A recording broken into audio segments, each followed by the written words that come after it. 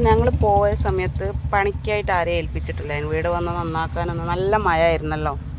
അപ്പോൾ പിന്നെ ഉപ്പയമ്മയും വരും. അപ്പോൾ ഒരാണേലും പറഞ്ഞു ഇനിയിപ്പോൾ നന്നാക്കിയാലും പിറ്റേന്നേക്ക് തന്നെ അത് അതേപോലെ ആവും, അതുകൊണ്ട് പിന്നെ നിങ്ങൾ വരാൻ നേരത്ത് ശരിയാക്കാമെന്ന് പറഞ്ഞ് അങ്ങനെ പറ്റ മോശമായി പോയിട്ട് എല്ലാം ഭയങ്കര പൂപ്പായിപ്പോയി. എല്ലാത്തിലും പൂപ്പായിരുന്നു.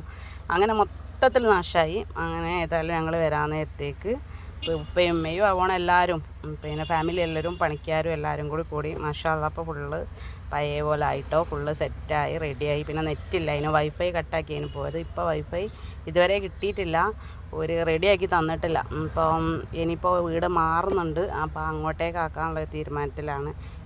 ജനൽ കർട്ടനുകൾ അതുകൊണ്ട് എല്ലാ സാധനവും ഉപയോഗിക്കാത്ത മൊത്തം തന്നെ നാശമായ ഒരവസ്ഥയിലാണ് ഉണ്ടായത്. അപ്പോൾ എല്ലാം എടുത്തിട്ട് നമുക്ക് വേണ്ടിയ മൊത്തം എടുത്ത് കേകി നന്നാക്കി റെഡിയായിട്ടോ, ബാക്കിയുള്ളതൊക്കെ കെട്ടി പയത് കൊടുക്കാനുള്ള